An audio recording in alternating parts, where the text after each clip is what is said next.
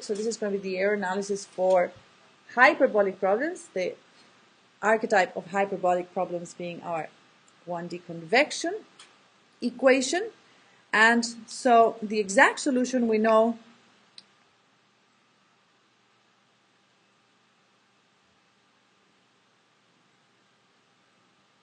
what it is, and for a waveform,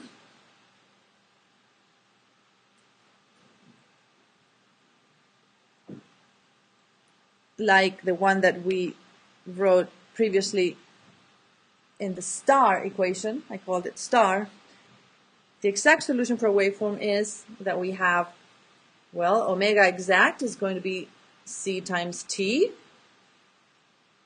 and u exact is equal to v hat e to the power I kx e minus I k ct. So the exact amplification factor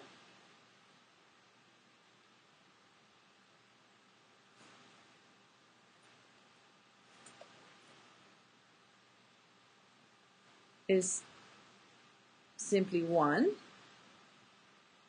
and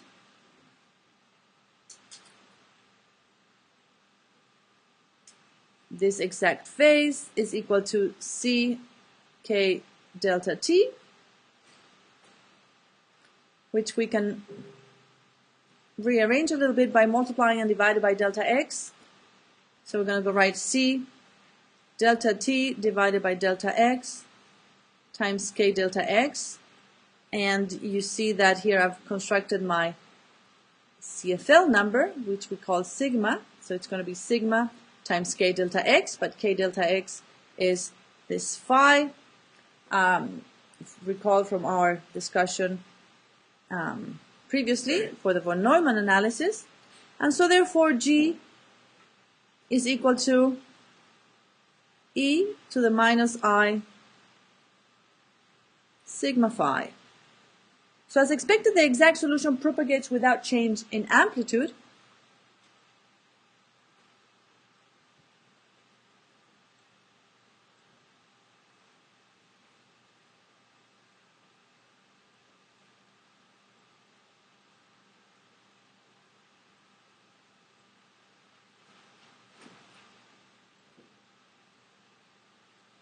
The exact solution, we know what it is. It just moves to the right, in this case with a positive c.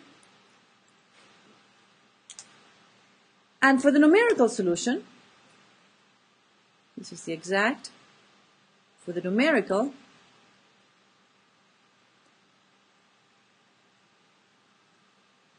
what we will have is an initial wave will be damped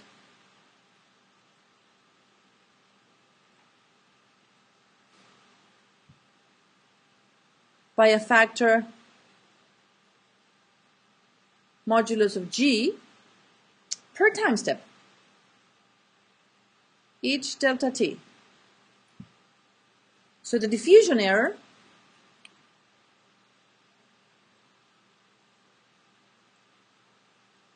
is equal to the modulus of the amplification factor. No surprises there. The phase of the numerical solution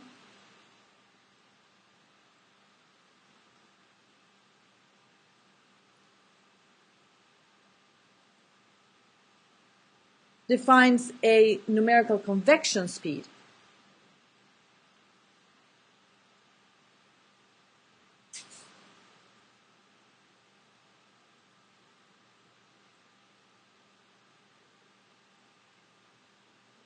Let's call that C numerical equal to this phase divided by k delta t. And since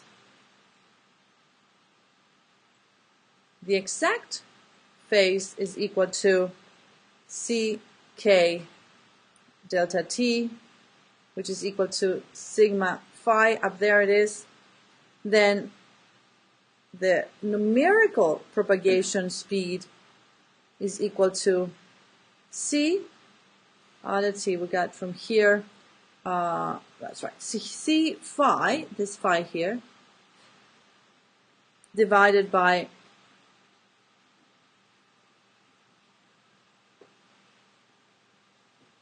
sigma phi.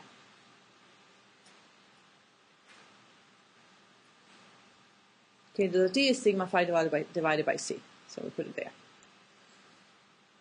So the dispersion error then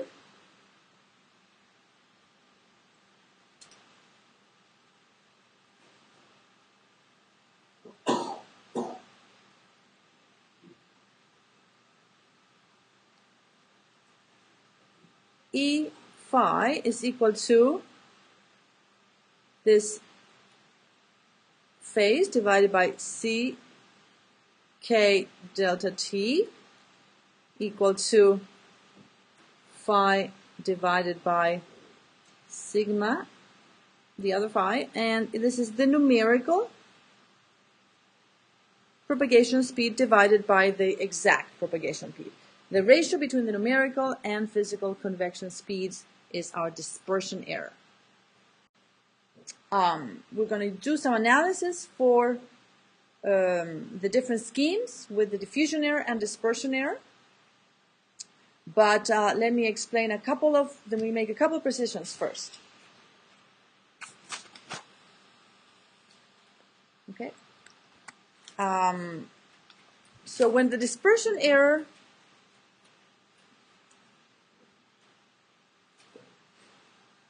oops, that looks unreadable. When the dispersion error, which is the ratio between the numerical and analytical convection speeds, is larger than 1,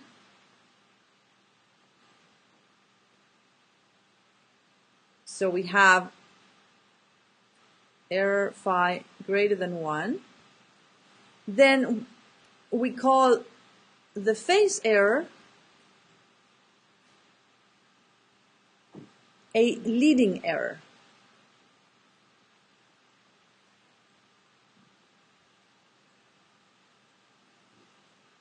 Because the numerical convection speed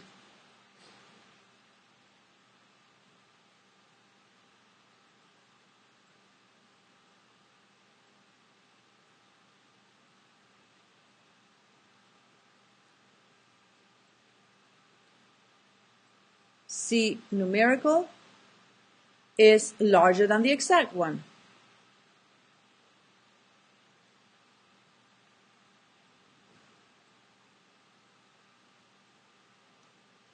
C.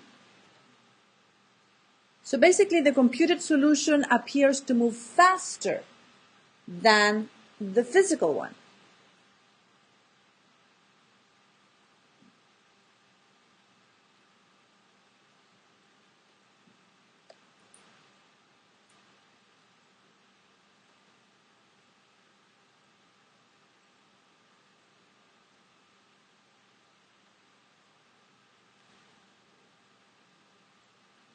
Next, when the other case, the dispersion error E phi is less than 1, then the phase error is called a lagging error.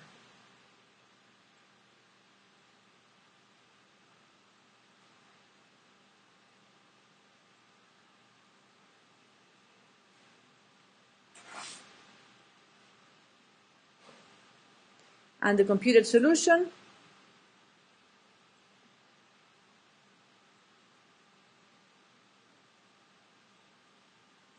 travels at a lower velocity than the physical one.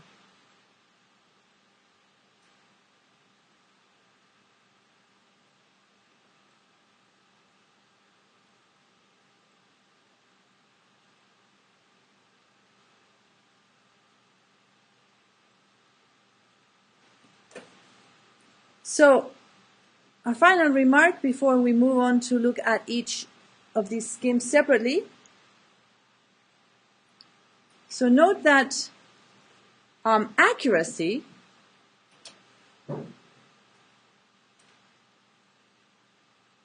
requires G to be as close to 1 as possible.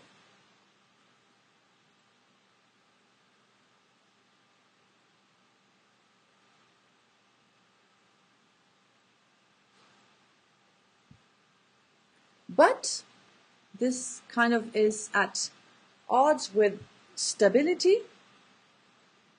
Stability requires G less than 1 in general, which implies that there's always a diffusion error for stability. To maintain stability, you need always a diffusion error.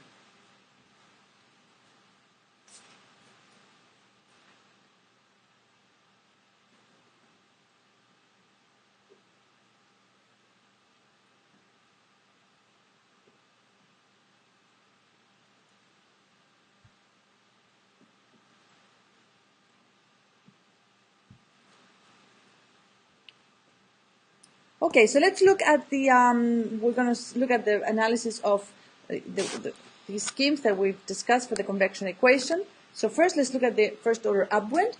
And we already found the amplification factor when we looked at the stability using Voigt-Neumann analysis. So we found already the amplification factor to be G is equal, so this should be in your notes from a couple of lectures ago, 1 minus 2 sigma sine squared of phi half minus I sigma sine phi. And so we looked at the real and imaginary parts. So real part is equal to 1 minus 2 sigma sine squared phi half, and of course we can use the trigonometric identities and rewrite this as we already have, 1 minus sigma plus phi cosine, sigma cosine phi, and the imaginary part equal to minus sigma sine phi. So we can find the modulus of G, that is equal to 1 minus sigma plus sigma cosine phi squared plus sigma squared sine squared. So the modulus is square root of imaginary part squared plus real part squared. So this is to the power 1/2. And this again can be rewritten a little bit in such a way that we perhaps are able, well, it's the same thing as that, and we perhaps are able to get a plot of this function, which is what we're going to do in a moment. Sine squared of phi half to the power 1/2 square root. And the phase given by the tangent of phi equals to minus the imaginary part of G over the real part. So we can find the phase error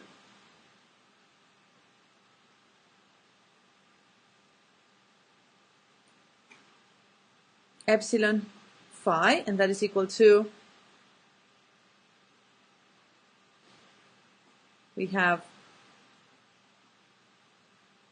the inverse tangent function of sigma sine phi divided by the real part 1 minus sigma plus sigma cosine phi.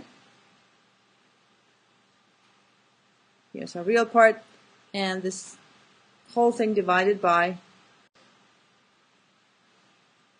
So here we have two expressions. This is of course our amplification factor, this is our diffusion error. So we have an expression for the diffusion error and for the dispersion error, depending on, you can see now there, but some that it depends on sigma. So our CFL condition is, our CFL number appears there. So we can make different plots for different choices of sigma, and it looks like this. We're looking at first order upwind, right? So here it is. Here's the dispersion error first. So let's see. There's the dispersion error plotted for different values of sigma. Okay. Notice that for sigma, this is the one here. For sigma, in fact, greater than 0.5, we get, wait a minute, this is greater than 0.5, yes. We get the error greater than 1, which indicates a error greater than 1. This is a leading error. The numerical speed is greater than the physical one. So this is a leading error. For here, sigma equal to 0.5, we get that the two velocities are equal, in fact, so there's no error. But for sigma smaller than 0.5, in this case, we find that the error, dispersion error, is smaller than 1, which is a lagging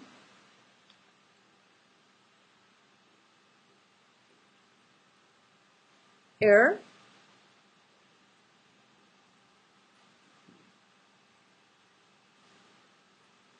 So you would think, okay, I can choose sigma equal to 0.5, that's going to give me no dispersion, but then if you put sigma equal 0.5 into your diffusion error, you can get something not so nice, right? As you expect already now, you know what's coming. So let me show you the diffusion error. Here's the diffusion error for different values of sigma again, okay? This is the 0.8 that I was showing you in my the tests that we ran in the beginning of the class. You can see that the diffusion error, the value of this diffusion error decreases away from 1 very quickly as the frequency increases. Now, why do I say frequency increases here? This is in that direction, an increase in frequency.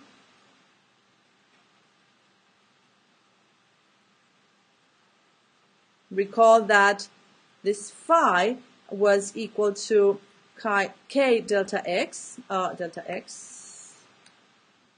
and also recall our definition of wave number k, which is 2 pi over lambda, the wavelength, and so phi is equal to 2 pi over lambda times delta x. So you can see why I say increasing phi is equivalent to increasing frequency in that sense. So note that at the highest frequency, we get considerable error, and in fact, so the highest frequency represents the shortest wavelength. Remember that the higher frequency that you can represent in a mesh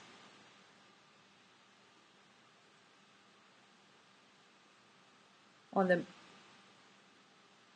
finite mesh was given by the shortest wavelength, and the shortest wavelength, if you recall, was 2 delta x. Remember, we made a little drawing, and we showed you how to get one wavelength in the mesh. You needed 2 delta x, right? So this 2 delta x, put it back here, corresponds to phi equals to pi, which is over here. Now, if you think about the tests that we did before, For example, the test number 1, the test number 2, we had, for the test number 2, we had 2 wavelengths in the space of 1, which we had, that meant that we had k equal to 4 pi. Remember at the beginning of the class we did that.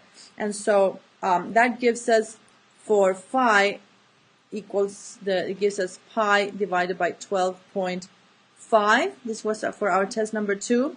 So we can get the diffusion error from looking at this plot. Basically, let me see, I have a zoom here to the diffusion error. So I've just zoomed in to the phase angle between 0 and 20 here so that we can see better. And for this value here, actually you can read from this plot more or less approximately, you get more or less a diffusion error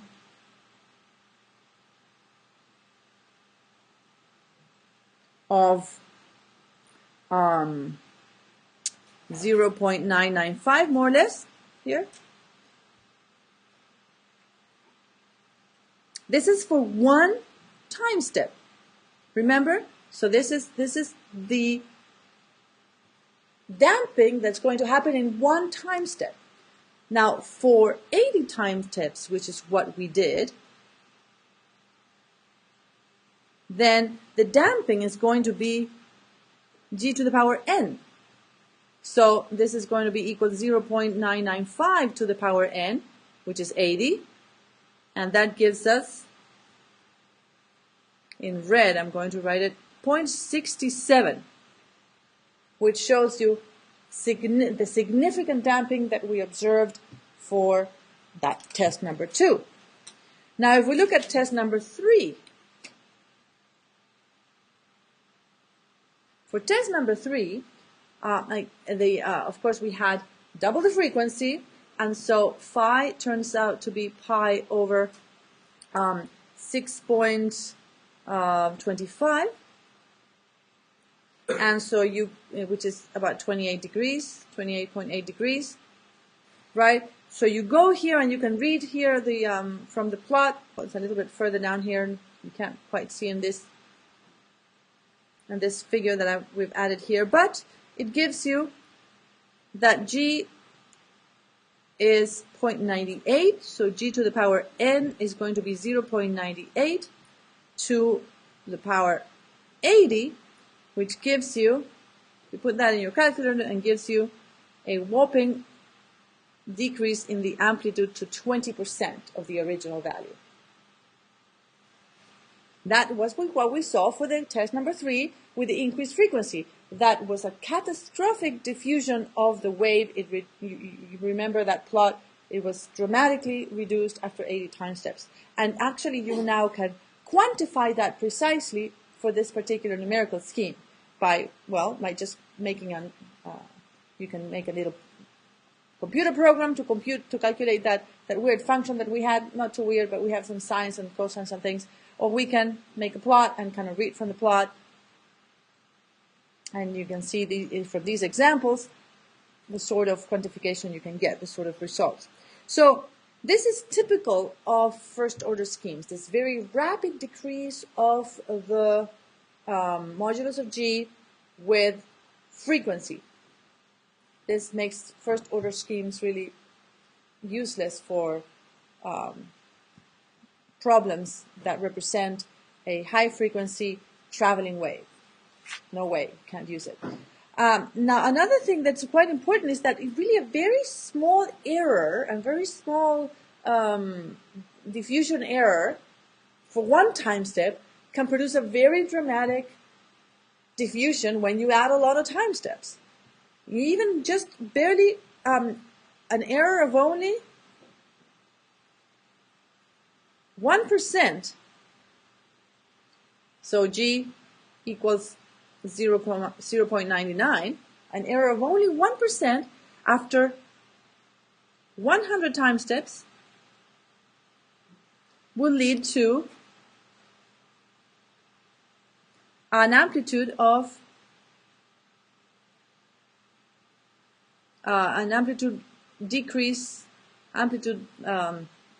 error of 36 points, according to my notes here, 36.6%. So, 36% error in amplitude is pretty dramatic, right? And it seems like this would ruin any hope of us using this method.